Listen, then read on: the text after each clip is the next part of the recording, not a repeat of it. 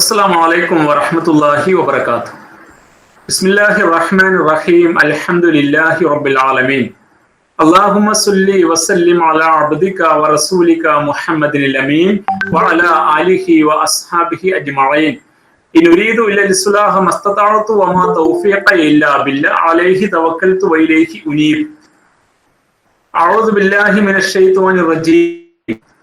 يا أيها الذين آمنوا اتقوا الله حق تقاته ولا تموتن إلا وأنتم مسلمون صدق الله. ബഹുമാന്യരായ സഹോദരന്മാരെ സഹോദരിമാരെ, അല്ലാഹു സുബ്ഹാനഹു വ തആല നമ്മെ ഏവരെയും അനുഗ്രഹിക്കുമാറാവട്ടെ. കഴിഞ്ഞ ആഴ്ചയിൽ തുടങ്ങി വെച്ച നമ്മുടെ ഖുർആൻ പഠനത്തിന്റെ രണ്ടാമത് ക്ലാസ് ആണ് ഇന്ന്. കഴിഞ്ഞ ആഴ്ച തുടക്കത്തിൻ്റെതായ ഇത്തിരി പങ്കപ്പാടുകൾ ഉണ്ടായിരുന്നു എന്ന് മനസ്സിലാകുന്നു. നേരത്തെ പറഞ്ഞതുപോലെ നമ്മൾ ഇപ്പോൾ പഠന വിധേയമാക്കുന്ന വിഷയം സൂറ ഇസ്രായിലെ വിശ്വാസികളോടുള്ള അള്ളാഹുവിന്റെ പ്രത്യേകമായ ഉത്ബോധനവുമായി ബന്ധപ്പെട്ട ഭാഗത്ത് നിന്ന് അതിലെ പ്രാധാന്യമുള്ള ഓരോ വസ്തുതകളെ ഏറെക്കുറെ വിശദാംശത്തോടു കൂടി പഠിക്കുക എന്ന ഉദ്ദേശത്തിലാണ് ഈ ക്ലാസ് നമ്മൾ നടത്തിക്കൊണ്ടിരിക്കുന്നത്. അതിന്റെ ആദ്യത്തെ ആമുഖം അവതരണം എന്ന നിലക്ക് കഴിഞ്ഞ ക്ലാസ്സിൽ സൂറ ഇസ്രായിലെ 23-ാമത് ആയത്തിലെ ഒരു വസ്തുതയെക്കുറിച്ചുള്ള വർത്തമാനമാണ് തുടങ്ങി വെച്ചത്. വഖല്ലാ റബ്ബുക അല്ലാ തഅ്ബുദു ഇല്ലാ ഇയ്യാഹു വബിൽ വാലിദൈനി ഇഹ്സാന എന്ന ആദ്യ സൂക്തത്തിലെ അള്ളാഹു നിങ്ങളോട് വിധിച്ചിരിക്കുന്നു, നിങ്ങളുടെ മേൽ അള്ളാഹു ഇങ്ങനെ വിധി തീർപ്പ് നടപ്പാക്കിയിരിക്കുന്നു, അല്ലെങ്കിൽ ഇന്ന കാര്യങ്ങൾ അള്ളാഹു നിങ്ങളോട് കൽപ്പിച്ചിരിക്കുന്നു എന്ന് പറയുന്ന തുടക്കം കഴിഞ്ഞതിന് ശേഷം അതിൽ ഒന്നാമത്തെ കാര്യമായിട്ട് അല്ലാ തഅ്ബുദു ഇല്ലാ ഇയ്യാഹു, നിങ്ങൾ അവന് മാത്രമേ വഴിപ്പെട്ട് ജീവിക്കാവൂ എന്ന ആദ്യ നിർദ്ദേശം മനുഷ്യനും സൃഷ്ടിച്ച നാഥനും തമ്മിലുള്ള ബന്ധത്തെ നിർണയിക്കുന്ന, അല്ലെങ്കിൽ വിശ്വാസികൾ പാലിക്കേണ്ടുന്ന 3 ബന്ധങ്ങളിൽ ഒന്നാമത്തെ ബന്ധമായിട്ടുള്ള സൃഷ്ടാവുമായുള്ള ബന്ധത്തെ നിർണയിക്കുന്ന കൃത്യമായ ഇസ്ലാം ഊന്നിയ, ഖുർആൻ ഊന്നിയ ഒരു പ്രയോഗമാണ് അല്ലാ തഅ്ബുദു ഇല്ലാ ഇയ്യാഹു എന്നത്. നിങ്ങൾ അവന് മാത്രം വഴിപ്പെട്ട് ജീവിക്കുക. ശേഷം മനുഷ്യരും തമ്മിലുള്ള ബന്ധത്തിന്റെ ആ ക്രമത്തിൽ മർമ്മപ്രധാനമായ ഒരു വശം മാതാപിതാക്കളുമായി ബന്ധപ്പെട്ടുള്ള ബന്ധത്തെക്കുറിച്ചാണ് പറയുന്നത്. അതോടൊപ്പം വിശ്വാസികൾ പാലിക്കേണ്ടുന്ന മറ്റു നിർദ്ദേശങ്ങളും ഈ വചനത്തിന്റെ തുടർച്ചയിൽ ഈ ഭാഗത്ത് ഉണ്ട്. നമ്മൾ ഇതിൽ ഒന്നാമത്തെ വസ്തുതയെയാണ് പഠനത്തിന് വേണ്ടി തെരഞ്ഞെടുത്തിരിക്കുന്നത്. അല്ലാ തഅ്ബുദു ഇല്ലാ ഇയ്യാഹു, നിങ്ങൾ അവന് മാത്രം വഴിപ്പെട്ട് ജീവിക്കുക എന്നത്. അള്ളാഹുവുമായുള്ള ബന്ധം, സൃഷ്ടാവുമായുള്ള ബന്ധം വിശ്വാസിയുടേത് ശരിയാകുമ്പോൾ മാത്രമാണ് ഈ ആദർശ വിശ്വാസക്രമത്തിന്റെ അടിസ്ഥാനത്തിൽ നിന്നുകൊണ്ട് അവന് വിജയത്തിലേക്ക് പ്രയാണം ചെയ്യാൻ സാധിക്കുകയുള്ളൂ. അഥവാ ഈ ബന്ധം ശരിയാകാത്ത കാലത്തോളം നമുക്ക് ജീവിതത്തിൽ വിജയിക്കാൻ കഴിയുകയില്ല. ഇസ്ലാമിന്റെ കാഴ്ചപ്പാടനുസരിച്ച് സൃഷ്ടാവുമായുള്ള ബന്ധം ശരിപ്പെടുത്തുക എന്നിടത്താണ് വിശ്വാസികൾ ഊന്നൽ കൊടുക്കേണ്ടത്. അതുകൊണ്ടാണ് ഈ ബന്ധത്തിന്റെ പ്രാധാന്യത്തെക്കുറിച്ച് ഊന്നി ഇസ്ലാം പഠിപ്പിച്ചത്. വിശ്വാസത്തിന്റെ ലാ ഇലാഹ ഇല്ലല്ലാഹ് മുഹമ്മദ് റസൂലുള്ളാഹ് എന്ന ആദർശ വിശ്വാസ പ്രഖ്യാപനത്തിന്റെ അനിവാര്യമായ താല്പര്യമാണ് അള്ളാഹുവിന് വഴിപ്പെട്ട് ജീവിക്കുക എന്നത്. കഴിഞ്ഞ ക്ലാസ്സിൽ നാം മുമ്പിൽ വെച്ച വസ്തുതകളെയാണ് ഓർമ്മപ്പെടുത്തുന്നത്. അതോടൊപ്പം മനുഷ്യന്റെ നിലനിൽപ്പിന്റെ ലക്ഷ്യം തന്നെ അള്ളാഹുവിനുള്ള ഇബാദത്താണ്. വമാ ഖലഖതുൽ ജിന്ന വൽ ഇൻസ ഇല്ലാ ലിയഅ്ബുദൂൻ, മനുഷ്യവർഗത്തെ നാം സൃഷ്ടിച്ചത്, അതുപോലെ ജിന്നവർഗത്തെ നാം സൃഷ്ടിച്ചത് എനിക്ക് മാത്രം വഴിപ്പെട്ട് ജീവിക്കുക എന്ന നിർദ്ദേശം പാലിച്ചുകൊണ്ട് മുന്നോട്ട് പോകാൻ വേണ്ടിയാണ് എന്ന് വിശുദ്ധ ഖുർആൻ പഠിപ്പിക്കുന്നുണ്ട്. ഈ വചനവും കഴിഞ്ഞ ക്ലാസ്സിൽ നാം മനസ്സിലാക്കി. അപ്പോൾ മനുഷ്യന്റെ നിലനിൽപ്പിന്റെ ലക്ഷ്യം അള്ളാഹുവിന് വഴിപ്പെട്ട് ജീവിക്കുക എന്നതാണ്. എക്കാലത്തും പ്രവാചകന്മാർ മനുഷ്യരെ പഠിപ്പിച്ച മർമ്മപ്രധാനമായ ഉത്ബോധനം ഇതായിരുന്നു. വലഖദ് ബഅസ്നാ ഫീ കുല്ലി ഉമ്മത്തിൻ റസൂലൻ അൻ അഅ്ബുദുല്ലാഹ വജ്തനിബുത് താഗൂത്ത് എന്ന് വിശുദ്ധ ഖുർആൻ പറയുന്നുണ്ട്. എല്ലാ സമൂഹത്തിലേക്കും നാം പ്രവാചകന്മാരെ അയച്ചിട്ടുണ്ട്. ആ പ്രവാചകന്മാരെല്ലാം മനുഷ്യരെ ഉത്ബോധിപ്പിച്ച കാര്യം അൻ അഅ്ബുദുല്ലാഹ്, നിങ്ങൾ അള്ളാഹുവിന് വഴിപ്പെട്ട് ജീവിക്കണം. വജ്തനിബുത് താഗൂത്ത്, അള്ളാഹു അല്ലാത്ത ദൈവേതര ശക്തികളെ നിങ്ങൾ വെടിയുകയും ചെയ്യണം. അവരുമായി നിങ്ങൾക്കൊരു ബന്ധവും പാടില്ല എന്നതാണ്. ഈ അടിസ്ഥാനത്തിൽ അള്ളാഹുവുമായുള്ള ബന്ധം സുദൃഢമാക്കണം. മരണം വരെ അങ്ങനെ തന്നെ തുടരുകയും വേണം. വഅബ്ദു റബ്ബക ഹത്താ യഅതിയകൽ യഖീൻ എന്ന് ഖുർആൻ പറയുന്നുണ്ട്. നിനക്ക് യഖീൻ വരുന്നത് വരെ, അഥവാ നിന്റെ മരണം സംഭവിക്കുന്നത് വരെ, ഈ ഭൗതിക ലോകത്തിന് അപ്പുറത്തുള്ള കാഴ്ചകൾ കാണുന്ന അവസ്ഥ എന്നത് മനുഷ്യൻ യഥാർത്ഥത്തിൽ മരണാസന്നനാകുന്ന വേളയിൽ സംഭവിക്കുന്ന ഒരു അത്ഭുതകരമായ, നാം അനുഭവിച്ചിട്ടില്ലാത്ത, എന്നാൽ നാം ഓരോരുത്തരും അനുഭവിക്കേണ്ടുന്ന ഒരു വശമാണ്, ഒരു വിഷയമാണ്. അപ്പോ അത് അപ്പോൾ മാത്രം അനുഭവപ്പെടുന്ന ഒന്നാണ്. അപ്പോൾ നമുക്ക് ഉറപ്പ് വരും ഈ പറഞ്ഞതൊക്കെ ശരിയാണ്, ഇതെല്ലാം ശരി തന്നെയാണ്. കാരണം ഈ പരലോകവുമായി ബന്ധപ്പെട്ടതും മനുഷ്യന് വരാനിരിക്കുന്ന മറുലോകത്തെ ജീവിതവുമായി ബന്ധപ്പെട്ടതുമായിട്ട് ഇസ്ലാം പഠിപ്പിച്ച, പ്രവാചകന്മാർ പഠിപ്പിച്ച എല്ലാം ശരിയാണെന്ന് നമുക്ക് യക്കീനാകുന്ന ഒരു ഘട്ടം വരാണ്ട്. അത് മരണത്തിന്റെ ആ വേളയാണ്, ജീവിതത്തിന്റെ അവസാന നിമിഷങ്ങളാണ്. അതുവരെയും വഅബ്ദു റബ്ബക, നിന്റെ നാഥന് വഴിപ്പെട്ട് തന്നെ ജീവിക്കണം. ഹത്താ യഅതിയകൽ യഖീൻ, നിനക്ക് ഉറപ്പ് വരുന്നത് വരെ, അഥവാ ജീവിതാവസാനം വരെ അള്ളാഹുമായുള്ള ഈ ബന്ധം ശരിയായി നിലനിർത്തുകയും വേണം. അപ്പോൾ ഇത്രയും മർമ്മമുള്ള ഒരു വിഷയമാണ് അല്ലാ തഅബ്ദു ഇല്ലാ ഇയ്യാഹു എന്ന ഉത്ബോധനം. ഈ അടിസ്ഥാനത്തിൽ അള്ളാഹുവിന് വഴിപ്പെടുക എന്നതുകൊണ്ട് ഉദ്ദേശിക്കുന്നത് അള്ളാഹുവിന് പൂർണ്ണമായും കീഴ്പ്പെടുക, അവന് വിധേയപ്പെടുക, അവനെ അനുസരിക്കുക, അവൻ കൽപ്പിച്ച കൽപ്പന അനുസാരം ജീവിക്കുക എന്നതാണ്. അതിനെ കുറിക്കാൻ ചില പദപ്രയോഗങ്ങൾ മഹാരഥന്മാരായ മുഫസ്സിരീങ്ങൾ നടത്തിയിട്ടുണ്ട്. അൽ ഖുദൂഉ, അത്തദല്ലുൽ, അത്വാ. അൽ ഖുദൂഉ എന്ന വിധേയപ്പെടുക, തദല്ലുൽ എന്നാൽ കീഴ്പ്പെടുക, ത്വാഅത്ത് എന്ന അനുസരിക്കുക, അഥവാ അള്ളാഹുവിന് വഴിപ്പെട്ടും അവന് വിധേയപ്പെട്ടും അവനെ അനുസരിച്ചും ജീവിക്കുക.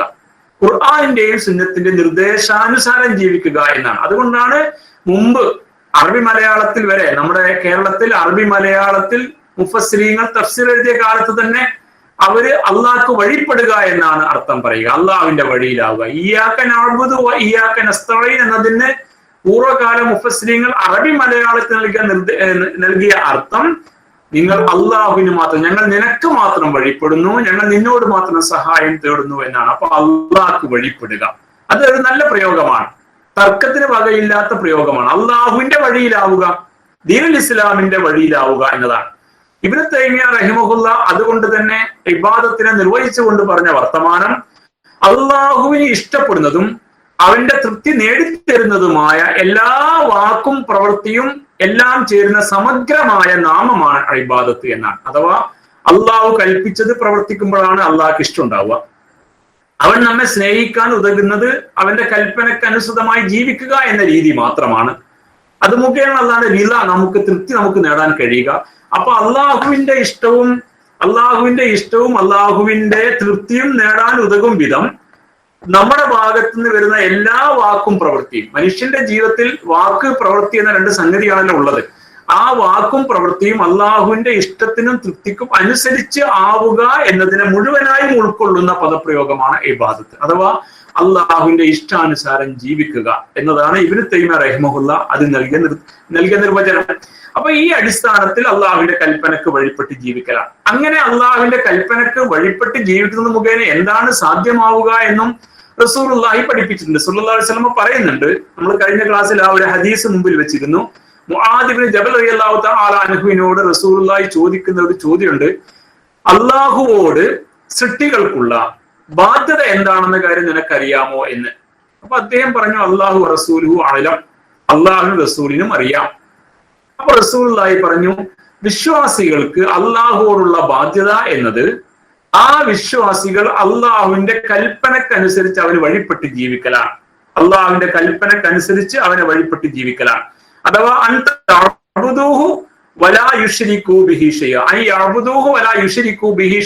അവന്റെ കൽപ്പനക്ക് പൂർണ്ണമായും വഴിപ്പെടുക, അവരിൽ ഒന്നിനെയും പങ്കു ചേർക്കാതിരിക്കുക. അഥവാ ഷിർക്കിന്റെ ഒരംശവും വരാത്ത വിധം അള്ളാഹുവിന്റെ കൽപ്പനക്കനുസൃതമായി ജീവിക്കലാണ് നമുക്ക് അള്ളാഹുവോടുള്ള ബാധ്യത. ഇതാണ് നമുക്ക് നാഥനുമായുള്ള ബന്ധം സുദൃഢമാക്കാനുള്ള വഴി. മനുഷ്യൻ നിലനിർത്തേണ്ടുന്ന ഒന്നാമത്തെ ബന്ധം നമ്മെ സൃഷ്ടിച്ച നാഥനുമായുള്ള ബന്ധമാണ് എങ്കിൽ ആ ബന്ധത്തെ കുറിച്ചാണ് അല്ലാ തഅബ്ദു ഇല്ലാ ഇയ്യാഹു എന്ന പ്രയോഗത്തിലൂടെ പഠിപ്പിക്കുന്നത്. ആ ബന്ധം സുദൃഢമാക്കാനുള്ള മാർഗം അള്ളാഹു കൽപ്പിച്ചതുപോലെ അവന് വഴിപ്പെട്ട് ജീവിക്കുക, അവനിൽ ഒന്നിനെയും പങ്കു ചേർക്കാതിരിക്കുക. അങ്ങനെ നമ്മൾ ചെയ്താൽ എന്താണ് നേട്ടം എന്ന് വീണ്ടും റസൂലുള്ളാഹി മുആദ് റളിയല്ലാഹു തആല അൻഹുവിനോട് ചോദിക്കുന്നുണ്ട്. അദ്ദേഹം പറഞ്ഞു, എനിക്കറിയില്ല, അള്ളാഹുവിനും റസൂലിനും അറിയാം. അഥവാ തിരുനബിയിൽ നിന്ന്, തിരുനബിയുടെ ഗുരുമുഖത്ത് നിന്ന് ആ വിഷയത്തിന്റെ ശരിയായ ഉത്തരം കിട്ടാൻ വേണ്ടി സഹാബ ഇക്റാം സ്വീകരിക്കുന്ന ഒരു രീതിയാണത്. അപ്പൊ റസൂലുള്ളാഹി പറഞ്ഞു കൊടുത്തു, അങ്ങനെ നിങ്ങൾ ചെയ്താൽ, അഥവാ അള്ളാഹുവിൽ ഒന്നിനെയും പങ്കു ചേർക്കാതെ അവന് വഴിപ്പെട്ടുകൊണ്ട് ജീവിച്ചാൽ, അള്ളാഹുവും അവന്റെ റസൂലും പറഞ്ഞ വഴിയിൽ നിങ്ങൾ സഞ്ചരിച്ചാൽ, അള്ളാഹു നിങ്ങളോട് കാണിക്കേണ്ടുന്ന ബാധ്യത ഹഖുൽ ഇബാദി അലല്ലാഹി അല്ലാ യുഅദ്ദിബഹും, അള്ളാഹു നിങ്ങളെ അള്ളാഹുവിന്റെ ശിക്ഷയിൽ നിന്ന് രക്ഷപ്പെടാനുള്ള മാർഗം നിങ്ങൾ അള്ളാഹുവിന്റെ കൽപ്പനക്ക് വഴിപ്പെട്ട് ജീവിക്കലാണ്. ജീവിതം മുഴുക്കെ അവന് വകവെച്ച് കൊടുക്കലാണ്. അങ്ങനെ ജീവിതം മുഴുക്കെ അള്ളാഹുവിന്റെ കൽപ്പനക്കനുസരിച്ച് അവന്റെ ഇഷ്ടത്തിനും തൃപ്തിക്കും അനുസരിച്ചാണ് നിങ്ങൾ മുന്നോട്ട് കൊണ്ടുപോകുന്നത് എങ്കിൽ നിങ്ങളോട് ചെയ്യുന്ന ബാധ്യത, അള്ളാഹു നിങ്ങളോട് കാണിക്കുന്ന ഔദാര്യം, അള്ളാഹു നിങ്ങൾക്ക് ചെയ്തിരുന്ന ഏറ്റവും വലിയ നേട്ടം, അവൻ നിങ്ങളെ ശിക്ഷിക്കാതെ നിങ്ങളെ സ്വർഗത്തിലേക്ക് പ്രവേശിപ്പിക്കുമെന്നതാണ്. ഇത്രയുമാണ് കഴിഞ്ഞ ക്ലാസ്സിൽ നമ്മൾ പറഞ്ഞു വെച്ചത്. കഴിഞ്ഞ ക്ലാസ്സിന്റെ ഒരു ആദ്യ തുടക്കമായതുകൊണ്ട് ആ വശങ്ങൾ നിങ്ങളുടെ ശ്രദ്ധയിലേക്ക് ഒന്നുകൂടി ആമുഖമായിട്ട് കൊണ്ടുവന്നെന്ന് മാത്രം. ഇനി ഇന്നത്തെ ക്ലാസ്സിൽ ഉദ്ദേശിക്കുന്നത് ഈ ഇബാദത്തിനെ നമുക്ക് മനസ്സിലാക്കി തരാൻ വേണ്ടി, അഥവാ അള്ളാഹ്ക്കുള്ള വഴിപ്പെട്ടുള്ള ജീവിതം ഉണ്ടല്ലോ, അത് എങ്ങനെ നമുക്ക് സാധ്യമാകുമെന്ന് മനസ്സിലാക്കി തരാൻ വേണ്ടി മഹാരഥന്മാരായ പണ്ഡിതന്മാർ വ്യത്യസ്ത രീതിയിൽ ഈ വിഷയത്തെ കുറിച്ച് പഠിപ്പിച്ചിട്ടുണ്ട്. തൗഹീദിന്റെ പണ്ഡിതന്മാർ ഈ വിഷയകമായി നമ്മെ പഠിപ്പിച്ച ചില ഉത്ബോധനങ്ങളാണ് ഇന്നത്തെ ക്ലാസ്സിൽ ഊന്നാൻ ഉദ്ദേശിക്കുന്നത്. ഇബാദത്തിനെ 2 ഇനമായി തിരിച്ചിരിക്കുന്നു പൊതുവെ. ഒരു ഇനം എല്ലാവരും നിർബന്ധിതമായി അള്ളാഹ്ക്ക് വഴിപ്പെടുക എന്ന ഇബാദത്ത്. അതൊരു ഇബാദത്താണ്. കാരണം എല്ലാ മനുഷ്യരും ഒരു പരിധി വരെ അള്ളാഹുവിന്റെ കൽപ്പനക്ക് വിധേയരായി നിൽക്കുന്നു. പ്രപഞ്ചത്തിലെ എല്ലാ സൃഷ്ടികളും അങ്ങനെ തന്നെയാണ്. അതുകൊണ്ട് ഈ ഇബാദത്തിനെ ഇബാദത്തുൻ കൗനിയ എന്നാണ് പണ്ഡിതന്മാർ വിശദീകരിച്ചിരിക്കുന്നത്. മനുഷ്യൻ പൂർണ്ണമായും അള്ളാഹിന്റെ കൽപ്പനക്ക് നിർബന്ധിതമായി വഴിപ്പെടുന്ന ഒരവസ്ഥ. ഉദാഹരണം, ജനനം. നമ്മൾ എവിടെ ജനിക്കുന്നു, എവിടെ മരിക്കുന്നു, എവിടൊക്കെ ജനിക്കണം, ആരുടെ മാതാപിതാക്കൾ ആരായിരിക്കണം എന്നതൊന്നും, ഏത് കാലഘട്ടത്തിൽ ജനിക്കണം എന്നതൊന്നും നമ്മുടെ തീരുമാനത്തിന്റെ ഭാഗമല്ലല്ലോ. വിശ്വാസിയാവട്ടെ അവിശ്വാസിയാവട്ടെ എല്ലാവരും ഈ വിഷയത്തിൽ അള്ളാഹിന്റെ കൽപ്പനയ്ക്ക് വിധേയരാണ്. അത് അള്ളാഹ്ക്കുള്ള വഴിപ്പെടൽ തന്നെയാണ്. ഒരു പരിധി വരെ ആ മേഖലയിൽ അവർ അള്ളാഹ്ക്ക് വഴിപ്പെട്ടിരിക്കുന്നു. ഈ കാര്യം ഖുർആൻ തന്നെ ശരിക്കും വിശേഷിപ്പിക്കുന്നുണ്ട്. സൂറ മറിയമിലെ 93-ാമത്തെ വചനം ഉദാഹരണമായിട്ട് പണ്ഡിതന്മാർ നമ്മുടെ മുമ്പിൽ വെക്കുന്നു. ഇൻ കുല്ലു മൻ ഫിസ് സമാവാതി വൽ അർളി ഇല്ലാ ആതിർ റഹ്മാനി അബ്ദ. ആകാശഭൂമികളിലെ എല്ലാ, അഥവാ ആകാശഭൂമികളുടെ എല്ലാ സൃഷ്ടികളും ഇല്ലാ ആതിർ റഹ്മാനി അബ്ദ, അള്ളാഹുവിന്റെ സമക്ഷത്തിങ്കൽ അടിമകളായിട്ട് വരേണ്ടവരാകുന്നു. അബ്ദ് എന്നാണ് പ്രയോഗം അവിടെ. അബ്ദ് എന്നാണല്ലോ ഇബാദത്തുമായി ബന്ധപ്പെട്ട പ്രയോഗം. അപ്പൊ ആകാശഭൂമികളുടെ എല്ലാ സൃഷ്ടികളും അള്ളാഹുവിന്റെ സമക്ഷത്തിങ്കൽ അടിമകളായിട്ട് വരേണ്ടവരാണ് എന്ന് പറയാൻ അതിനർത്ഥം അള്ളാഹുവാണ് ഇതിനെല്ലാം സൃഷ്ടിച്ചത്, അത് അള്ളാഹുവിലേക്ക് തന്നെ തിരിച്ചു ചെല്ലേണ്ടതാണ്. എല്ലാവരെയും ഭൂമിയിലേക്ക് വിട്ടത് അള്ളാഹുവാണ്, അള്ളാഹുവിലേക്ക് തിരിച്ചു പോകേണ്ടവരാണ്. ഓരോരുത്തരും ജനിച്ചത് അള്ളാഹുവിന്റെ തീരുമാനപ്രകാരമാണ്. എവിടെ ആരുടെ മക്കളായി ഏത് ഭൂഖണ്ഡത്തിനകത്ത് എന്നതൊക്കെ അള്ളാഹുവിന്റെ തീരുമാനമാണ്, നമുക്ക് തീരുമാനമില്ല. ഓരോരുത്തരും എപ്പോഴും മരിക്കുമെന്ന കാര്യം അള്ളാഹിന്റെ തീരുമാനമാണ്. അപ്പൊ ഇതെല്ലാം അള്ളാഹുവിന്റെ കൽപ്പനയ്ക്ക് വിധേയമാണ്. അപ്പോൾ എല്ലാ അടിയാറുകളും, അത് മുഅ്മിനാവട്ടെ കാഫിറാവട്ടെ, വിശ്വാസിയാവട്ടെ അവിശ്വാസിയാവട്ടെ, ആരായിരുന്നാലും ശരി, എല്ലാവരും അള്ളാഹുവിന്റെ കൽപ്പനയ്ക്ക് വിധേയരാണ്. അപ്പൊ ഒരർത്ഥത്തിൽ നിർബന്ധിതമായി അള്ളാഹുവിന് വഴി മനുഷ്യരുൾപ്പെടെയുള്ള സൃഷ്ടിജാലങ്ങൾ, അത് ഇബാദത്താണ്. അത് ഇബാദത്തുൻ കൗനിയ എന്ന് അതിനെ പണ്ഡിതന്മാർ വിശേഷിച്ചിരിക്കുന്നു. രണ്ടാമത്തേത് ഇബാദത്തുൻ ശറഈയാണ്, അഥവാ തെരഞ്ഞെടുപ്പിന്റെ അടിസ്ഥാനത്തിൽ സ്വമേധയാ അള്ളാഹ്ക്ക് വഴിപ്പെടല. നമ്മൾ പറയുന്ന ഇസ്ലാമിൽ വിശ്വാസികൾ അള്ളാഹ്ക്ക് വകവെച്ച് കൊടുക്കേണ്ട ഇബാദത്ത് അതാണ്. നമ്മുടെ സൃഷ്ടാവിനെ നാം മനസ്സിലാക്കി, അള്ളാഹുവാണ് നമ്മെ സൃഷ്ടിച്ചത്. ആ സൃഷ്ടാവിനെ നാം അംഗീകരിച്ചു, അഷ്ഹദു അല്ലാ ഇലാഹ ഇല്ലല്ലാഹ്. ആ സൃഷ്ടാവിന്റെ അടുക്കൽ നിന്ന് നമ്മൾ അവന്റെ കൽപ്പനാനുസാരം എങ്ങനെ ജീവിക്കണമെന്ന് അവൻ നൽകിയ വേദനിർദ്ദേശത്തെ, ഖുർആനിനെ യഥാവിധി വിശദീകരിച്ച് നമുക്ക് കാഴ്ചവെച്ചുകൊണ്ട് മാതൃകാ പുരുഷനായി റസൂലുള്ളാഹി സ്വല്ലല്ലാഹു അലൈഹി വസല്ലം വന്നു. അദ്ദേഹത്തെ നാം പിൻപറ്റുന്നു. വഅഷ്ഹദു അന്ന മുഹമ്മദ റസൂലുള്ളാഹ്. ഇത് നാം തെരഞ്ഞെടുത്ത ആദർശമാണ്. ഈ ആദർശത്തെ തെരഞ്ഞെടുത്തതിന്റെ അടിസ്ഥാനത്തിൽ അള്ളാഹു നമ്മോട് നൽകിയ എല്ലാ കൽപ്പനകളും, അതാണ് ശറഈയായ വിധികൾ, ശരീഅ നിയമങ്ങൾ, അതാണ് ദീനിൽ നൽകിയ നിർദ്ദേശങ്ങൾ. ആ നിർദ്ദേശങ്ങൾ നാം തെരഞ്ഞെടുത്ത്, ഈ മാർഗം തെരഞ്ഞെടുത്ത് സ്വമേധയാ അതിനനുസൃതമായി അള്ളാഹ്ക്ക് വഴിപ്പെടുന്നു. അതാണ് നാം ഇപ്പോൾ പറയുന്ന ഈ ഇബാദത്ത്. അത് വിശ്വാസികൾക്ക് മാത്രമേ അത് സാധ്യമാകൂ. മറ്റുള്ളവർ അള്ളാഹുവിനെ ഉൾക്കൊള്ളാനും അംഗീകരിക്കാനും അള്ളാഹുവിന്റെ കൽപ്പന പാലിച്ച് ജീവിക്കാനും ഈ ആദർശം അംഗീകരിക്കാനും തയ്യാറായിട്ടില്ല. എന്നാൽ അവർ പോലും ഒരു പരിധിവരെ അള്ളാന്റെ കൽപ്പനക്ക് വിധേയരാണ്. അതാണ് ഇബാദത്ത് കൗനീയ, പ്രാപഞ്ചിക നിയമം എന്ന അള്ളാഹു വെച്ച വ്യവസ്ഥക്ക് വിധേയരാണ് അവർ. അതിൽ നിന്ന് കുതറി മാറാൻ അവർക്ക് കഴിയില്ല.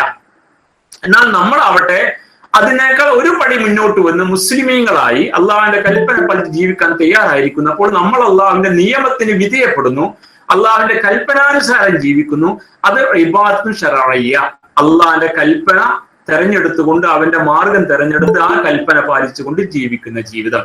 നമ്മൾ ഇബാദത്തും ശറഈയ, ശറഈന്റെ തീരുമാനവും നിർദ്ദേശവും അനുസരിച്ച് അള്ളാഹ്ക്ക് വഴിപ്പെട്ട് ജീവിക്കുന്നവരാണ്. വിശുദ്ധ ഖുർആൻ ഈ വസ്തുതയെ വെളിപ്പെടുത്തുന്ന ഒരു സൂക്തമാണ് സൂറ അൽ ഫുർഖാനിലെ 63-ാമത് വചനം.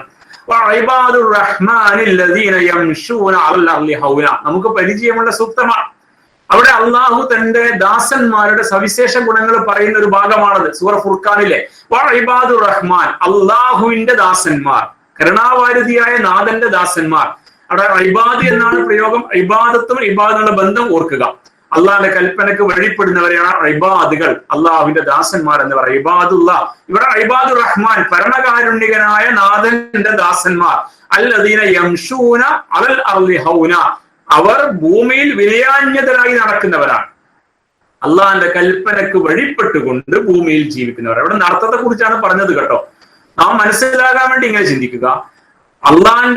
അള്ളാഹ്ക്കുള്ള ഇബാദത്ത് കേവലം ആരാധന മാത്രമാണെങ്കിൽ ആ ആരാധനയെ കുറിച്ച് ആണല്ലോ പറയേണ്ടത്. ഇവിടെ ആരാധനയേക്കാൾ മുന്തിച്ച് പറഞ്ഞിരിക്കുന്നത് നടത്തത്തെ കുറിച്ച്. അപ്പൊ നടത്തം എന്നത് ഒരു സാൻമാർഗിക നിയമമാണ്. വിശുദ്ധ ഖുർആനിന്റെ വിശദാംശങ്ങൾ പഠിക്കുമ്പോൾ നമുക്ക് മനസ്സിലാക്കാൻ സാധിക്കും, നമസ്കാരത്തിന്റെ ഷർത്തും ഫറദും പഠിപ്പിക്കാത്ത, വിശദമായി പഠിപ്പിക്കാത്ത ഖുർആൻ, നമസ്കാരത്തിന്റെ റക്അത്തുകളുടെ രീതിയും രൂപവും പഠിപ്പിക്കാത്ത ഖുർആൻ 4 സ്ഥലത്ത് നടത്തം പഠിപ്പിച്ചിരിക്കുന്നു. നടത്തത്തിൽ ഒരു സംസ്കാരമുണ്ട്. നടത്തം ഒരു കൾച്ചറിനെ പ്രതിനിധീകരിക്കുന്നു. അഹങ്കാരമില്ലാത്ത നടത്തം, വിനയാന്യതമായ നടത്തം, അങ്ങനെ തുടങ്ങി നടത്തത്തെ വിവിധമായ രീതിയിൽ ഖുർആൻ വിശദീകരിച്ചിട്ടുണ്ട്. അപ്പൊ ഇവിടെ ഇബാദുർ റഹ്മാൻ, പരമകാരുണ്യകനായ തമ്പുരാന്റെ ദാസന്മാരുടെ ഒന്നാമത്തെ ഗുണമായിട്ട് പറഞ്ഞത് യംശൂന അലൽ അർളി ഹൗന, അവർ ഭൂമിയിൽ വിനയാന്യതരായി നടക്കുന്നവരാണ് എന്നാണ്. അപ്പോൾ വിനയാന്യതരായി നടക്കുക എന്നത് അള്ളാഹിന്റെ ഒരു നിർദ്ദേശമാണ്. നീ മറഹ, അഹങ്കാരിയായി നടക്കരുത്, ദമ്പ് കാണിച്ചവനായി, നീയാണ് ഈ ഭൂമിയിലെല്ലാം, നീ അത്രയും വലിയവനാണെന്ന് തോന്നൽ ഉളവാക്കും, ഇത് നടക്കരുത് എന്ന് പറഞ്ഞിട്ടുണ്ട്. അപ്പൊ അഹങ്കാരിയായി നടക്കരുത് എന്ന് പഠിപ്പിച്ചിരിക്കുന്നു ഖുർആൻ. അപ്പൊ നടത്തം പഠിപ്പിച്ച വേദഗ്രന്ഥമാണ് ഖുർആൻ. നടത്തം എന്നത് കേവലം ആരാധനയാണോ എന്ന് ചോദിച്ചാൽ ആരാധനയിൽപ്പെട്ട ഒന്നല്ല നടത്തം. എന്നാൽ നടത്തം ഇസ്ലാമിന്റെ നിർദ്ദേശമാണോ? അതെ, തീർച്ചയായും നിർദ്ദേശമാണ്. ആരാണ് എങ്ങനെ നടക്കണമെന്ന് പഠിപ്പിച്ചത്? അള്ളാഹുവാണ് പഠിപ്പിച്ചത് ഖുർആനിൽ. അതിലെ വിശദാംശങ്ങളെ കുറിച്ച് ആര് സംസാരിച്ചു? റസൂലുള്ളാഹി സംസാരിച്ചു. അപ്പൊ ഇസ്ലാമിന്റെ സാൻമാർഗ്യ നിയമമാണത്. അപ്പൊ ഇസ്ലാമിന്റെ സാൻമാർഗ്യ നിയമങ്ങൾ കേവലം ആരാധനക്കപ്പുറത്ത് ഇസ്ലാമിന്റെ സാൻമാർഗ്യ നിയമങ്ങൾ കൂടി അള്ളാഹുള്ള ഇബാദത്തിന്റെ ഭാഗമാണ് എന്ന് വളരെ കൃത്യമായി ഈ ആയത്ത് നമ്മെ ഉത്ബോധിപ്പിക്കുന്നുണ്ട്. അപ്പൊ അള്ളാഹു വെച്ച നിയമത്തിനനുസൃതമായി ജീവിക്കലാണ് ഇബാദത്തും ശറഈയ. അള്ളാഹു ഖുർആനിലൂടെ എന്തെല്ലാം കൽപ്പനകൾ നൽകിയോ, പ്രവാചകൻ തിരുനബി സല്ലല്ലാഹു അലൈഹി വസല്ലമ തിരു സുന്നത്തിലൂടെ, ശരിയായ തിരുനബിയുടെ വചനങ്ങളിലൂടെ എന്തെല്ലാം നിർദ്ദേശങ്ങൾ നൽകിയോ അതെല്ലാം അള്ളാഹുവിന്റെ കൽപ്പനകളാണ്. ആ കൽപ്പനകൾ പാലിച്ചുള്ള ജീവിതമാണ് ഇബാദത്ത്. ഇങ്ങനെ ഇബാദത്തിനെ നമുക്ക് മനസ്സിലാക്കി തരുന്നു. ഇനി വേറെ ഒരു വേർഷൻ എന്നുകൊണ്ട് ഇബാദത്തിനെ പണ്ഡിതന്മാർ എങ്ങനെ പഠിപ്പിച്ചു നോക്കാം. അവർ ഇബാദത്തിനെ 5 ഇനമായി തിരിച്ചുകൊണ്ട് വളരെ കൃത്യമായ ഒരു നിർദ്ദേശം നമുക്ക് നൽകുന്നുണ്ട്. ഇബാദത്തിനെ 5 ഇനമായി തിരിച്ചിരിക്കുന്നു. ആ 5 ഇനം ഇബാദത്തുകളും ഇബാദത്തിന്റെ വിശദാംശങ്ങളെ നമുക്ക് മനസ്സിലാക്കി തരാൻ ഉതകുന്ന ഒരു വർഗീകരണമാണ്. അൻവാൽ ഇബാദ, ഇബാദത്തിന്റെ ഇനങ്ങൾ. അതിൽ ഒന്നാമത് പറയുന്നത് അൽ ഇബാദത്തുൽ ഇഅ്തിഖാദിയ, വിശ്വാസപരമായ ഇബാദത്ത് എന്നാണ്. അഥവാ അള്ളാഹുവിന്റെ വിശ്വാസവുമായി ബന്ധപ്പെട്ട എന്തെല്ലാം കാര്യങ്ങൾ അഖീദയുടെ ഭാഗമായിട്ട് വരുന്നുവോ അതെല്ലാം നമ്മൾ വിശ്വസിക്കുക, അതിനനുസരിച്ച് നമ്മൾ ജീവിക്കുക. ഇപ്പോ ഈമാൻ കാര്യങ്ങൾ, ഇസ്ലാം കാര്യങ്ങൾ എല്ലാം നിങ്ങൾ അതിന്റെ ഭാഗമായിട്ട് മനസ്സിലാക്കുക. ഈമാൻ കാര്യങ്ങൾ വളരെ വിശദമായ അളവിൽ പഠിപ്പിക്കപ്പെട്ടിട്ടുണ്ട് ഖുർആനിൽ. 6 കാര്യങ്ങളായി നാം അതിനെ എണ്ണി പറയാറുണ്ട്. അതിനെ വ്യത്യസ്ത നമ്പറിൽ ഇസ്ലാം പരിചയപ്പെടുത്തിയിട്ടുണ്ട്. തിരുനബി സല്ലല്ലാഹു അലൈഹി വസല്ലം ഹദീസിൽ അൽ ഈമാൻ ബിദ്ഉൻ വസബഊന ഔ ബിദ്ഉൻ വസിത്തൂന ശുബ എന്നും പഠിപ്പിച്ചിട്ടുണ്ട്. ഈമാൻ എന്ന് പറഞ്ഞാൽ 70 ചില്ലാനമോ 60 ചില്ലാനമോ ശാഖകളുള്ള ഒന്നാണ്. അഫ്ളലുഹാ ഖൗലു ലാ ഇലാഹ ഇല്ലല്ലാഹ്, അതിൽ ഏറ്റവും മുകളിൽ ശ്രേഷ്ഠമായ ലാ ഇലാഹ ഇല്ലല്ലാഹ് എന്ന ആദർശമാണ്. വഅദ്നാഹാ ഇമാതത്തുൽ അദാ അനി തരീഖ്, അതിൽ ഏറ്റവും താഴെ നിൽക്കുന്നത് വഴിയിൽ നിന്ന് ഉപദ്രവം നീക്കുക എന്നതാണ്. അപ്പോ ലാ ഇലാഹ ഇല്ലല്ലാഹ് എന്ന ആദർശ പ്രഖ്യാപന ഈമാനിൽ ഒന്നാമത്തേതാണ്. എന്നാൽ അതിൽ അവസാനമായി ഏറ്റവും താഴെ പടി നിൽക്കുന്നത് നമ്മളൊരു വഴിയിലൂടെ നടന്നു പോകുമ്പോൾ മനുഷ്യ ഉപദ്രവകരമായിട്ടുള്ള എന്തെങ്കിലും ഒന്ന് അവിടെ ഉണ്ടെങ്കിൽ എടുത്ത് നീക്കലാണ് എന്ന് പറയുമ്പോൾ ഇസ്ലാമിന്റെ വിശ്വാസപരവും കർമ്മപരവും സാന്യ നിയമങ്ങളും സാരോപദേശങ്ങളും എല്ലാം ചേരുന്ന മുഴുവൻ സംഗതിയും ഈമാനിന്റെ ഭാഗമാണ്. അപ്പൊ ഈ ഈമാനിക വിശ്വാസപരമായ കാര്യങ്ങളെ എല്ലാം ഉൾക്കൊണ്ട് അതനുസരിച്ച് ജീവിക്കലാണ് ഇബാദത്തുൻ എഴുത്തിക്കാത്ത്. ഇബാദത്തുൻ എഴുത്തിക്കാതിയ വിശ്വാസപരമായ ഇബാദത്ത് നമ്മൾ ഉദ്ദേശിക്കുന്നത്. രണ്ടാമത്തേത് ആയിരത്തിൽ രണ്ടാമത്തെ ഇബാദത്തുൽ ലിസാനിയ, നാവ് കൊണ്ടുള്ള ഇബാദത്താണ്. നാവ് കൊണ്ട് എങ്ങനെ ഇബാദത്ത് എടുക്കുക? അതിൽ ഒന്നാമത് ശ്രേഷ്ഠമായത് അൽ ലഫ്ദു ഷഹാദ, അഷ്ഹദു അല്ലാ ഇലാഹ ഇല്ലല്ലാഹ് വ അഷ്ഹദു അന്ന മുഹമ്മദ് റസൂലുള്ളാഹ് എന്ന ഷഹാദത്ത് കലിമ പറയുക. അത് ദിക്റുമാണ്. അത് തജ്ദീദെ ഷഹാദ, ജദ്ദിദു ഈമാനക്കും, നിങ്ങളുടെ ഈമാൻ നിങ്ങൾ പുതുക്കുവിൻ എന്ന് റസൂലുള്ളാഹി ഇടയ്ക്കിടയ്ക്ക് സഹാബത്തിനെ ഉത്ബോധിപ്പിക്കാറുണ്ട്. ഈമാൻ പുതുക്കുക എന്ന് പറഞ്ഞാൽ നമ്മുടെ വിശ്വാസം ആണയിട്ട് ഉറപ്പിക്കുക. നമ്മൾ സാധാരണ ഈ ഷഹാദത്ത് പലപ്പോഴായിട്ട് പറയാറുണ്ട്. ബാങ്കിൽ ഈ ഷഹാദത്ത് വരുന്നു, അഷ്ഹദു അല്ലാ ഇലാഹ ഇല്ലല്ലാഹ് അഷ്ഹദു അന്ന മുഹമ്മദ് റസൂലുള്ളാഹ് എന്ന് വരുന്നു. നമ്മളത് ആവർത്തിച്ച് മറുപടി പറയുന്നതിന്റെ കൂടെ ഇഖാമത്തിൽ വരുന്നു. അതുപോലെ തന്നെ നമ്മൾ ഒന്നു കഴിഞ്ഞ ശേഷമുള്ള ദിക്ർ ദുആയിൽ അത് വരുന്നു. അതുപോലെ തന്നെ നമസ്കാരത്തിലെ തശഹുദിൽ വരുന്നു. ഇതെല്ലാം തന്നെ നമുക്ക് ദിക്റായിട്ട് പറയാം. അപ്പൊ നാവ് കൊണ്ടുള്ള ഇബാദത്തിൽ ഏറ്റവും ശ്രേഷ്ഠമായ ഒന്നാണ് ഈ ഷഹാദത്ത് കലിമ ഉച്ചരിക്കൽ. അതുപോലെ തന്നെ തിലാവത്തുൽ ഖുർആൻ, ഖുർആൻ പാരായണം ചെയ്യൽ. അതുപോലെ തന്നെ ദിക്റുള്ള, അള്ളാഹുവിന് ദിക്ർ ചെല്ലൽ, സുബ്ഹാനല്ലാഹ്, അൽഹംദുലില്ലാഹ് തുടങ്ങി അതിനപ്പുറത്ത് ചെറുതും വലുതുമായ ഒരുപാട് ദിക്റുകൾ. ജനങ്ങളോട് നന്മ ഉപദേശിക്കൽ, സാരോപദേശം നൽകൽ, അതും നാവ് കൊണ്ടുള്ള ഇബാദത്താണ്. അപ്പൊ നിങ്ങൾ ആലോചിച്ച് നോക്കി, ഇതിങ്ങനെ പറയാൻ കാരണം ഇബാദത്ത് എന്ന് പറയുമ്പോൾ നമ്മുടെ കാഴ്ചപ്പാട് ചുരുങ്ങിപ്പോകാൻ പാടില്ലാത്തത് കൊണ്ടാണ്. ഇബാദത്ത് കേവലം ഏതോ ഒരു മേഖലയെ മാത്രം ഉൾക്കൊള്ളുന്ന ഒന്നല്ല. അതുകൊണ്ടാണ് ഷെയ്ഖുൽ ഇസ്ലാം ഇബ്നു തൈമിയ അത് ഇസ്മുൻ ജാമിഉൻ, സമഗ്രമായ ഒരു പദമാണ്, ഒരു വിശാലമായ പദമാണെന്ന് പറഞ്ഞത്. അതിൽ ഈ വക വിശാലത എല്ലാം ഉൾക്കൊള്ളുന്നുണ്ട്. ഇത് മനസ്സിലാക്കി തരാൻ വേണ്ടിയാണ്, ഈ വിഷയം ശ്രദ്ധയിൽ കൊണ്ടുവരാൻ വേണ്ടിയാണ് ഈ ഉള്ളവൻ ഈ മേഖലയെ ഇങ്ങനെ ശ്രദ്ധയിൽപ്പെടുത്തിയത്. അപ്പോ വിശ്വാസപരമായ ഇബാദത്ത് എന്നത് അതിൽ ഒന്നാമത്തേതാണ്. രണ്ടാമത്തെ നാവ് കൊണ്ടുള്ള ഇബാദത്താണ്. അതിൽ ദിക്ർ മാത്രമല്ല, അതിൽ നസീഹത്തും പെടുന്നു. നന്മ ഉപദേശിക്കുക, തിന്മ വിലക്കുക, നമ്മുടെ കുട്ടികളെ, നമ്മുടെ കുടുംബത്തെ, നമ്മുടെ സുഹൃത്തുക്കളെ, നമ്മുടെ ഭർത്താക്കന്മാരെ, നമ്മുടെ ഭാര്യമാരെ, നമ്മുടെ മാതാപിതാക്കളെ, നമ്മുടെ ബന്ധുക്കളെ, നമ്മുടെ അയൽപ്പക്കത്തുള്ളവരെ, സമൂഹത്തിലെ മനുഷ്യരുമായി നല്ല നിലക്ക് നല്ല വർത്തമാനങ്ങൾ പറഞ്ഞുകൊണ്ട് നന്മ അവരിലേക്ക് എത്തിക്കുകയും അവരെ നന്മയിൽ സഹായിക്കുകയും ചെയ്യുന്ന, അവരുടെ തിന്മയെ ഇല്ലായ്മ ചെയ്യാൻ ഉതകും വിധമുള്ള നസീഹത്തുൽ ലിന്നാസി, ജനങ്ങളോടുള്ള ഉപദേശം, സാരോപദേശം, അതും നാവ് കൊണ്ടുള്ള ഇബാദത്താണ്. ഇത് വർത്താനമുള്ള പറയുന്നത്. അപ്പൊ അത് ഇബാദത്താണ്. ഇനി മൂന്നാമത്തെ ഇനം അൽ ഇബാദത്തുൽ ബദനിയ, ശരീരം കൊണ്ടുള്ള ഇബാദത്താണ്. ശരീരം കൊണ്ടുള്ള ഇബാദത്തിലാണ് ആരാധനകളൊക്കെ എണ്ണിയിരിക്കുന്നത്. അസ്വലാത്ത്, നമസ്കാരം, സൗമ്, നോമ്പ്, ഹജ്ജ് അതിൽപ്പെട്ട ഒന്നാണ് ജിഹാദും ഫീ സബീലില്ലാഹ്, അള്ളാന്റെ ദീനിന്റെ മാർഗത്തിൽ ധർമ്മസമരം. അതിനെയും പണ്ഡിതന്മാർ ഇബാദത്തുൽ ബദനിയയിലാണ് എണ്ണിയിരിക്കുന്നത്. ശരീരം കൊണ്ടുള്ള ഇബാദത്ത്, അള്ളാഹുവിന്റെ മാർഗത്തിൽ ഇറങ്ങി പ്രവർത്തിക്കുക. അത് കാലഘട്ടത്തിന്റെ തേട്ടമനുസരിച്ച് നാം ജീവിക്കുന്ന ഒരു സാമൂഹ്യ ക്രമത്തിൽ ഈ നാട്ടിലെ നിയമത്തിനനുസൃതമായി അനുവദനീയമായ മാർഗേണ സത്യത്തിന്റെ സംസ്ഥാപനത്തിന് വേണ്ടി, അധർമ്മത്തെ തിന്മയെ ഇല്ലായ്മ ചെയ്യാൻ വേണ്ടി, അർഹതപ്പെട്ട അവകാശങ്ങൾ നേടിയെടുക്കുന്നതിന് വേണ്ടി, അങ്ങനെയുള്ള രീതിയിൽ ഇസ്ലാം പഠിപ്പിച്ച അതൊരു വലിയ വിഷയമാണ്. അതിന്റെ മേഖല വളരെ വിശാലമാണ്. അതിൽ ചില വശങ്ങൾ മാത്രം വർത്തമാനമൊക്കെ ഇങ്ങനെ പറഞ്ഞു എന്ന് മാത്രം. അങ്ങനെ സത്യത്തിന്റെ സംസ്ഥാപനത്തിനും സത്യത്തിനും നീതിക്കും ധർമ്മത്തിനും വേണ്ടി നാം നടത്തുന്ന എല്ലാ പരിശ്രമങ്ങളും ജിഹാദാണ്. നമ്മെ അള്ളാഹുവിന്റെ കൽപ്പനയ്ക്ക് വിധേയപ്പെടുത്തി ജീവിക്കലും ജിഹാദാണ്. നമ്മെ അള്ളാഹുവിന്റെ കൽപ്പനയ്ക്ക് വിധേയമാക്കുക, നമ്മുടെ കുടുംബത്തെ അള്ളാഹുവിന്റെ കൽപ്പനയ്ക്ക് വിധേയമാക്കി പുനഃസംവിധാനിക്കുക, അത് ജിഹാദാണ്. നമുക്ക് പരിചയമുള്ള ആളുകളിൽ നന്മ സംസ്ഥാപിക്കാൻ വേണ്ടി നാം നടത്തുന്ന ശ്രമങ്ങൾ ജിഹാദാണ്. നമ്മുടെ നാട്ടിൽ ജീവിക്കുന്ന മനുഷ്യന് വേണ്ടി നാം ചെയ്യുന്ന സേവനങ്ങളും അവരെ ധർമ്മത്തിന്റെ വഴി നയിക്കാനുള്ള ശ്രമങ്ങളും എല്ലാം ജിഹാദാണ്. അപ്പൊ ഇങ്ങനെ അതിന്റെ മേഖല വളരെ വലുത്. അതിന്റെ ഏറ്റവും ഉദാത്തമായ ഉയർന്ന തലമാണ്, അതിന്റെ അറ്റമാണ് തിന്മക്കെതിരുള്ള പോരാട്ടം എന്ന് പറയുന്നത്, അതും ജിഹാദാണ്. അപ്പൊ ഇങ്ങനെയുള്ള ജിഹാദും ഫീ സബീല ഉൾപ്പെടെ ഇബാദത്തുൻ ബദനിയയാണ്, ശരീര ആരാധനയാണ്. അപ്പൊ കേവലം ആരാധനകൾ മാത്രമല്ല, ഇസ്ലാം എന്ന് പഠിപ്പിച്ച എന്തൊക്കെയുണ്ടോ അതെല്ലാം ചേരുന്ന ഒരു വീക്ഷണത്തിലാണ് ഇസ്ലാമിലെ പണ്ഡിതന്മാർ എക്കാലത്തും ഇബാദത്തിനെ പഠിപ്പിച്ചിരിക്കുന്നത്. ഇനി നാലാമത്തെ ഇനം എണ്ണത്തിൽ അൽ ഇബാദത്തുൽ മാലിയ, ധനം കൊണ്ടുള്ള ഇബാദത്താണ്. എന്താ ധനം കൊണ്ടുള്ള ഇബാദത്ത്? അതിൽ എണ്ണിയിരിക്കുന്നത് അൽ കസ്ബ് വൽ ഇൻഫാഖ് എന്നാണ്. ഹലാലായ മാർഗേണ സമ്പാദിക്കുക, ഹലാലായ മാർഗത്തിൽ ചെലവഴിക്കുക, സക്കാത്ത് ഉൾപ്പെടെ നൽകുക. ഇത് ഇബാദത്താണ്. സക്കാത്ത് ഇബാദത്ത് നമുക്കറിയാം.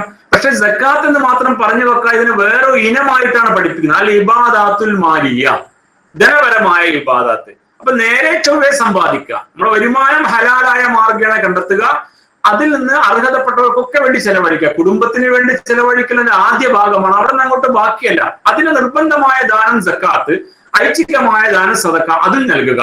അങ്ങനെയുള്ള ഈ സംഗതി ഇബാദത്താണ്. അപ്പൊ ഇബാദത്തിന്റെ പട്ടിക കേവലം ആരാധനക്കപ്പുറത്ത് വിശാലമായ ഒരു കാഴ്ചപ്പാടിലാണ് നമ്മുടെ മുമ്പിൽ അവതരിപ്പിക്കുന്നത്. അഞ്ചാമത്തെ ഇനം അൽ ഇബാദാത്തുൽ മുറക്കബ എന്നാണ്.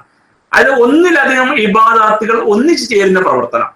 ഉദാഹരണമായിട്ട് പറഞ്ഞാൽ ഹജ്ജില് ഏതെല്ലാം ഇബാദത്ത് പങ്കെടുക്കുന്നു? ഹജ്ജിൽ നാവ് കൊണ്ടുള്ള ഇബാദത്തുണ്ട്. നമ്മൾ ഹജ്ജിൽ ലബ്ബൈക്ക് മുതൽ അങ്ങോട്ട് ഒരുപാട് ദിക്റുകളും ചൊല്ലേണ്ട കാര്യങ്ങളുണ്ട്. ഓരോ സ്ഥലത്തും ചൊല്ലേണ്ട ദിക്റുകളും കാര്യങ്ങളും അങ്ങനെ ഉണ്ടല്ലോ. അത് നാവ് കൊണ്ടുള്ള ഇബാദത്താണ്. ശരീരം കൊണ്ടുള്ള ഇബാദത്താണ്. ഹജ്ജ് കർമ്മം ശരീരം കൊണ്ടാണ് നിർവഹിക്കുന്നത്. അപ്പൊ ഇബാദത്തിൽ ബദനീയയാണ്. ഇനിയോ അതിന് പണം ആവശ്യമാണ്. ഹജ്ജ് ചെയ്യാൻ സാമ്പത്തിക ചെലവുണ്ടാകുമ്പോൾ ഇബാദത്തിൽ മാലിയ വരുന്നുണ്ട്. അപ്പൊ ഒന്നിലധികം ഇബാദത്തുകൾ ഒന്നിച്ചു ചേരുന്ന ഒരു കർമ്മമാണ് ഹജ്ജ്. അതുകൊണ്ട് അതിനെ അൽ ഇബാദത്തുൽ മുറക്കബ, ഒന്നിലധികം ആരാധനകൾ അല്ലെങ്കിൽ അള്ളാഹിന്റെ കൽപ്പനയ്ക്ക് വിധേയപ്പെട്ടുള്ള പ്രവർത്തനങ്ങൾ ഒന്നിച്ചു ചേരുന്നു എന്നതാണ്. ഇതുപോലെ തന്നെ ജിഹാദിനെ കുറിച്ചും അൽ ഇബാദത്തുൽ മുറക്കബ എന്ന് വിശേഷിപ്പിക്കാൻ കാരണം അതിൽ ധനവും ആവശ്യമാണ്, ശരീരം ആവശ്യമാണ്. ആ നിലക്ക് അതിനെ അങ്ങനെ ഉൾപ്പെടുത്താം. അപ്പൊ ഇങ്ങനെ ഇബാദത്തുകളുടെ അതിന്റെ വിശാലതയെ മനസ്സിലാക്കി തരാൻ വേണ്ടി മഹാരഥന്മാരായ പണ്ഡിതന്മാർ ഇങ്ങനെ ഇനം തിരിച്ച് പഠിപ്പിച്ചിട്ടുണ്ട്. ഈ രീതിയിൽ ഇബാദത്തുകളെ മനസ്സിലാക്കാൻ കഴിയുക എന്നത് നമ്മുടെ കാഴ്ചപ്പാട് വിശാലമാകാൻ കാരണമാകും. ഇനി ഒരു ഇനം കൂടി പറഞ്ഞുകൊണ്ട് നമുക്ക് ഇന്നത്തെ ക്ലാസ് അവസാനിപ്പിക്കാം. തൗഹീദിന്റെ പണ്ഡിതന്മാർ ഇബാദത്തിനെ വേറെ ഒരു രീതിയിൽ കൂടി വിശദീകരിക്കുന്നത്, അത് അതിന്റെ ശ്രേഷ്ഠതയെ മനസ്സിലാക്കി തരുന്ന സാരോപദേശമാണ്. അഫ്ദലുൽ ഇബാദത്ത് എന്ന നിലക്ക് ഒരു വർഗീകരണം നടത്തിയിരിക്കുന്നു. അഫ്ദലുൽ ഇബാദത്തുകൾ ശ്രേഷ്ഠമായത്. അപ്പൊ അതിന്റെ പദവി ഇങ്ങനെ മനസ്സിലാക്കാനാണ്. ഒന്നിനേക്കാൾ ശ്രേഷ്ഠം തന്നെ അർത്ഥമില്ല, എല്ലാം ശ്രേഷ്ഠം തന്നെയാണ്. പക്ഷെ അഫ്ദലുൽ ഇബാദത്ത് എന്ന നിലക്ക് പരിചയപ്പെടുത്തപ്പെട്ട, ഖുർആനിലൂടെയും സുന്നത്തിലൂടെയും അതിന്റെ ഈ അധ്യാപനങ്ങളുടെ അടിസ്ഥാനത്തിൽ പരിചയപ്പെടുത്തപ്പെട്ട കാര്യങ്ങൾ മനസ്സിലാക്കി തരുന്നു.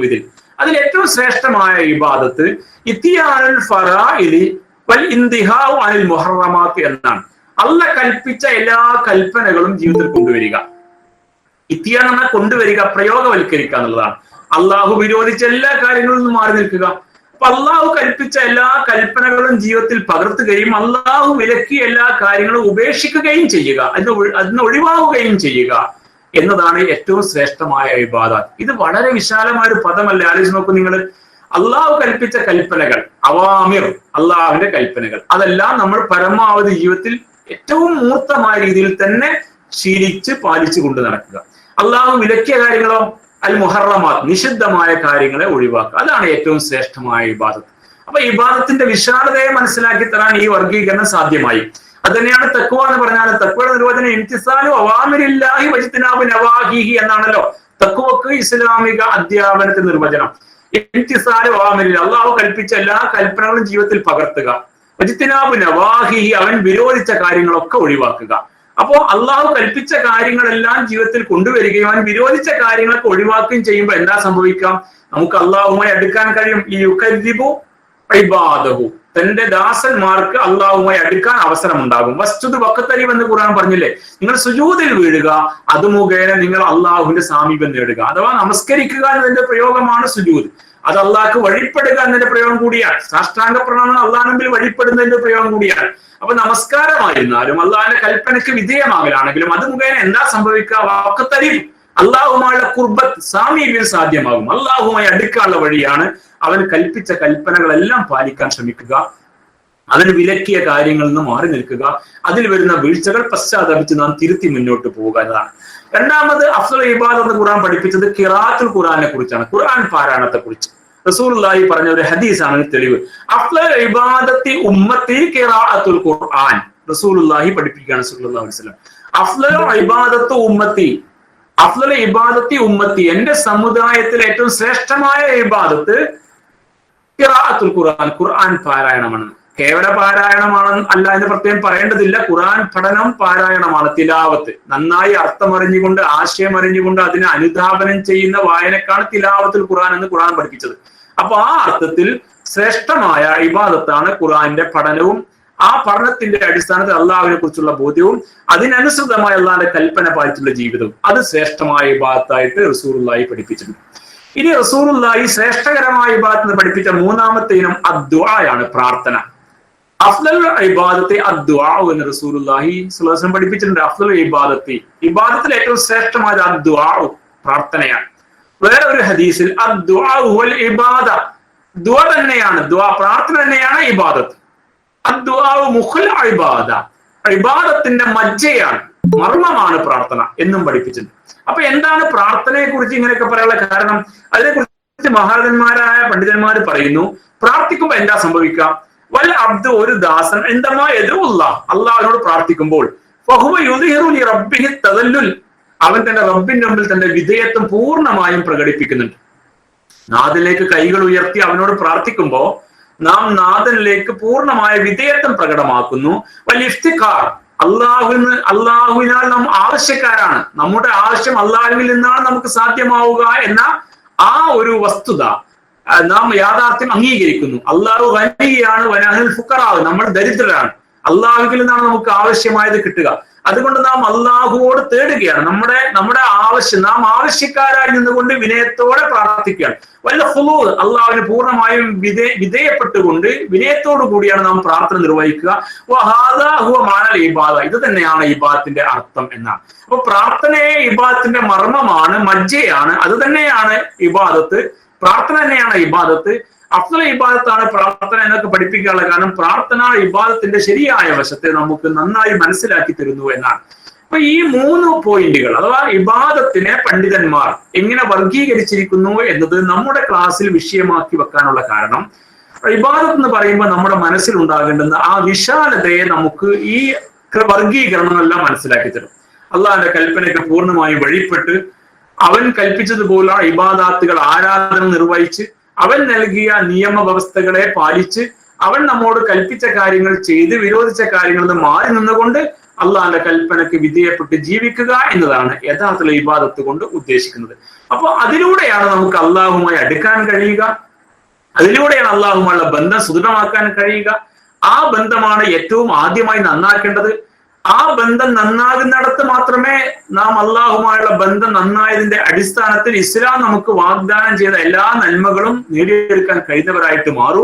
അവിടെ വരുന്ന വീഴ്ച വലിയ വീഴ്ചയായിട്ട് മാറും. ബാക്കി എല്ലാ ബന്ധങ്ങളും നന്നായിട്ട് കാര്യമില്ല, ഈ ബന്ധം ആദ്യം നന്നാക്കണം. അതുകൊണ്ടാണ് അള്ളാഹു നിങ്ങളോട് ഇങ്ങനെ വിധിച്ചിരിക്കുന്നു, വക്കലാ റബ്ബുക, നിന്റെ നാഥൻ ഇതാ കൽപ്പിച്ചിരിക്കുന്നു, അല്ലാ തഅ്ബുദൂ ഇല്ലാ ഇയ്യാഹു, നിങ്ങൾ അവന് മാത്രം വഴിപ്പെട്ടാണ് ജീവിക്കേണ്ടത്. അപ്പൊ നാം പാലിക്കേണ്ടുന്ന, നാം നിലനിർത്തേണ്ടുന്ന, നാം പരിപാലിക്കേണ്ടുന്ന, നാം മെയിൻറ്റെയിൻ ചെയ്യേണ്ടുന്ന ബന്ധങ്ങളിൽ ഒന്നാമത് ബന്ധം അള്ളാഹുവുമായുള്ള ബന്ധമാണ്. ആ ബന്ധം സുദൃഢമാക്കി അത് നേരെ ചൊവ്വയാക്കി അതിൽ വിള്ളലും വീഴ്ചയും വരാതെ ക്രമീകരിക്കാൻ കഴിയുന്നിടത്താണ് വിജയത്തിന്റെ ആദ്യപടി. അതിനുശേഷമാണ് ബാക്കിയുള്ള ബന്ധങ്ങൾ എങ്ങനെയാകണം എന്ന് അള്ളാഹു കൽപ്പിച്ചിരിക്കുന്നത്. ഈ ആയത്തിൽ തന്നെ പിന്നീടുള്ള ബന്ധങ്ങളെ കുറിച്ച് പറയുന്നുണ്ട്. അതിന്റെ ക്രമം അനുസരിച്ചുള്ള വർത്തമാനം ഇൻഷാല്ലാ അടുത്ത ക്ലാസ് നമുക്ക് പറയാം. അപ്പോൾ പറഞ്ഞതിന്റെ ചുരുക്കം ഇതാണ്, അള്ളാഹും നാമും തമ്മിലുള്ള ബന്ധത്തെയാണ് ഈ ഇബാദത്ത് എന്ന പദം കുറിക്കുന്നത്. അത് ഏറ്റവും വലിയ തെളിവാണ് ഇയ്യാക നഅ്ബുദു വ ഇയ്യാക നസ്തഈൻ എന്ന വാക്യം.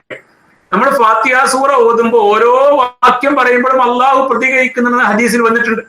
അപ്പൊ നമ്മൾ അള്ളാഹുവിനെ സ്തുതിച്ച് അൽഹംദുലില്ലാഹ് എന്ന് പറയുമ്പോഴും അർറഹ്മാൻ റഹീം മാലിക് യൗമിദ്ദീൻ എന്നൊക്കെ പറയുമ്പോഴും അള്ളാഹു പ്രതികരിക്കും. ആ ഹദീസിൽ പറയുന്നു ഇയ്യാക നഅ്ബുദു വ ഇയ്യാക നസ്തഈൻ എന്ന് പറയുമ്പോൾ അള്ളാഹു പറയൂത്തേ തന്റെ ചുറ്റും കൂടിയിരിക്കുന്ന മുഖറബീങ്ങളായ മലായിക്കത്തുകളോട്, ഹാദാ ബൈനി വ ബൈനഹു, ഇതാണ് ഞാനും അവനും തമ്മിലുള്ള കരാർ എന്നാണ്. സഹോദരന്മാരെ, സഹോദരിമാരെ, നാമും അള്ളയും നമ്മളെ കരാർ ഇതിന്റെ അടിസ്ഥാനത്തിലാണ്. നമ്മൾ അള്ളാഹ്ക്ക് വഴിപ്പെട്ട് ജീവിക്കാം. അള്ളാഹുവിന് വകവെച്ച് കൊടുക്കേണ്ടുന്ന ഒന്നും വേറെ ആർക്കും വകവെച്ച് കൊടുക്കുകയില്ല. അവൻ എന്താണോ കൽപ്പിച്ചതനുസരിച്ച് ജീവിക്കാൻ നമ്മൾ തയ്യാറാണ്. വീഴ്ചകൾ വരാതെ നാം ശ്രദ്ധിക്കും, വീഴ്ചകൾ തിരുത്തി മുന്നോട്ട് പോകും. എന്നാൽ നാം അള്ളാഹുവിന്റെ കൽപ്പനയ്ക്ക് വിധേയമായിട്ടേ മുന്നോട്ട് പോകും. ഇയ്യാക നഅ്ബുദു, ഞങ്ങൾ നിനക്ക് മാത്രം വഴിപ്പെടുന്നു, വയ്യാക നസ്തഈൻ, ഞങ്ങൾ നിന്നോട് മാത്രം സഹായം അർത്ഥിക്കുന്നു എന്നത് നാമും അള്ളയും തമ്മിലുള്ള കരാർ വാക്യമാണ്. ആ കരാറിനനുസരിച്ചുള്ള പ്രവർത്തനമാണ് നമ്മളുടെ ബന്ധത്തിൽ ഒന്നാമത് പാലിക്കേണ്ടത്. അതുകൊണ്ടാണ് ഈ ഇബാദത്തുമായി ബന്ധപ്പെട്ട് വളരെ വ്യത്യസ്തമായ തരത്തിലുള്ള ഒരുപാട് വിശദീകരണങ്ങൾ ഖുർആനിലും ആ വിശദീകരണങ്ങളെല്ലാം മുമ്പിൽ വെച്ചുകൊണ്ട് മഹാരഥന്മാരായ ഇസ്ലാമിലെ പണ്ഡിതന്മാർ അതിനെ വളരെ കൃത്യമായി പൗരാണിക കിതാബുകളിൽ തന്നെ രേഖപ്പെടുത്തി നമ്മുടെ മുമ്പിൽ അവതരിപ്പിച്ചു തരുന്നത്. എന്തായിരുന്നാലും നമ്മെ സൃഷ്ടിച്ച നാഥനുമായുള്ള ബന്ധം സുദൃഢമാക്കി മുന്നോട്ട് പോകാൻ നാം ശ്രമിക്കുക. അവൻ കൽപ്പിച്ച കൽപ്പനകൾ ഖുർആനിലൂടെ സുന്നത്തിലൂടെ നൽകിയ നിർദ്ദേശങ്ങൾ വായിച്ച് പഠിച്ച് മനസ്സിലാക്കുക, അതിനനുസരിച്ച് ജീവിക്കാൻ തയ്യാറാവുക, വീഴ്ചകൾ തിരുത്തി ഇസ്തിഗ്ഫാർ നടത്തി നാം മുന്നോട്ട് പോവുക. അല്ലാഹു സുബ്ഹാനഹു വ തആല പരമകാരുണ്യൻ കരുണാവാരിധിയുമാണ്. അത്തരം ദാസന്മാർ അവൻ കരുണാവാരിത ദാസന്മാർ, കരുണാവാരിതിന്റെ അടിമകൾ എന്നാണ് വിളിച്ചത്. വഇബാദുർ റഹ്മാൻ, വഇബാദുർ റഹ്മാൻ, പരമകാരുണ്യൻ കരുണാവാരിധിയുമായ നാഥന്റെ ദാസന്മാർ അഥവാ അള്ളാന്റെ കാരുണ്യത്തെ എടുത്തു പറഞ്ഞുകൊണ്ടാണ് ഈ അബ്ദുകളെ ഇബാദുകളെ അവൻ അഭിസംബോധന ചെയ്തിരിക്കുന്നത്. നിങ്ങൾക്ക് അള്ളാന്റെ കാരുണ്യം ലഭ്യമാകും നിങ്ങൾ അള്ളാഹുടെ ദാസന്മാരായി ജീവിക്കാൻ ശ്രമിച്ചാൽ എന്ന ഒരു സന്ദേശം അതിനകത്തുണ്ട്. അതുകൊണ്ട് നമുക്ക് അള്ളാഹുമായുള്ള ബന്ധം സുദൃഢമാക്കാം, അള്ളാഹുവിന്റെ കൽപ്പനകൾ പാലിച്ച് ജീവിക്കാൻ ശ്രമിക്കാം, ഷിർക്കിന്റെ ഒരംശവും സംഭവിക്കാതെ അള്ളാഹിന്റെ കൽപ്പന പാലിച്ച് ജീവിച്ചുകൊണ്ട് മുന്നോട്ട് പോകാം. അള്ളാഹു സുബ്ഹാനഹു വ തആല അവരുമായുള്ള ബന്ധം സുദൃഢമാക്കി നിർത്തുന്ന വിശ്വാസികൾ നമ്മെ ഏവരെയും ഉൾപ്പെടുത്തുമാറാവട്ടെ. യഥാവിധി ഇബാദത്തിന്റെ മർമ്മം അറിഞ്ഞുകൊണ്ട് ഖുർആനിന്റെയും സുന്നത്തിന്റെയും നിർദ്ദേശങ്ങൾ പാലിച്ചുകൊണ്ട് ജീവിക്കാൻ അള്ളാഹു നമുക്ക് ഈമാനും സന്മനസ്സും പ്രദാനം ചെയ്യുമാറാവട്ടെ. നമ്മുടെ ഭാഗത്ത് നിന്ന് വന്ന് ഭവിക്കുന്ന എല്ലാ തെറ്റുകുറ്റങ്ങളും തമ്പുരാൻ നമുക്ക് വിട്ടുപുറത്ത് മാപ്പാക്കി തരുമാറാവട്ടെ. അള്ളാഹു അവന്റെ സ്വർഗത്തിലും നമ്മെ ഒരുമിച്ച് കൂട്ടുമാറാവട്ടെ. നമ്മിൽ നിന്ന് മരിച്ചു പോയവർക്ക് അള്ളാഹു മഗ്ഫിറത്തും മർഹമത്തും നൽകി അനുഗ്രഹിക്കുമാറാവട്ടെ. നമ്മിലെ രോഗികൾക്ക് അള്ളാഹു ശിഫയും ശമനവും പ്രദാനം ചെയ്യുമാറാവട്ടെ. ഈ മഹാമാരിയുടെ എല്ലാ കെടുതികളിൽ നിന്നും തമ്പുരാൻ നമ്മെ കാത്തിരക്ഷിക്കുമാറാവട്ടെ. രോഗാവസ്ഥയാൽ പ്രയാസപ്പെടുന്ന നമ്മുടെ എല്ലാ സഹോദരന്മാർക്കും സഹോദരിമാർക്കും അള്ളാഹു ഷിഫ പ്രദാനം ചെയ്യുമാറാവട്ടെ. നാം അനുഭവിക്കുന്ന എല്ലാ സാമ്പത്തിക പ്രതിസന്ധികളിൽ നിന്നും അള്ളാഹു നമ്മെ കരകയറ്റി തരുമാറാവട്ടെ.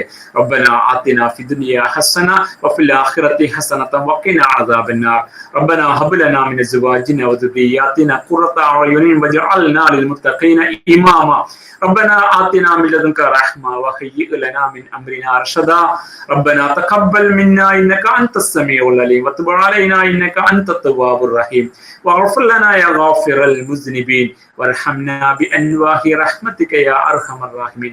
سبحان ربك رب العزة عما يصفون وسلام على المرسلين والحمد لله رب العالمين. آمين برحمتك يا أرحم الراحمين.